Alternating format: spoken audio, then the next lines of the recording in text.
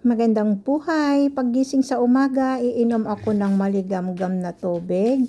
At ito nga, tinahanda ko na rin po ang aking lulutuin na almusal ng aking jusawa. Ayan, magpiprito po ako ng liver pudding at saka 2 itlog.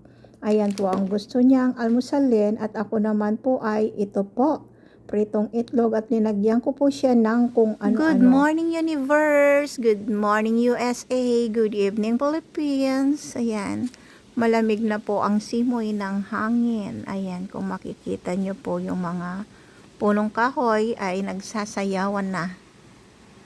Ayan, mag-uumpisa ng fall season. Ayan, paglabas ko po ng pintuan, ito po ang pumungad sa akin. Nagpa-deliver po ang aking asawa. Ayan. Sama po kasi ang kanyang pakiramdam.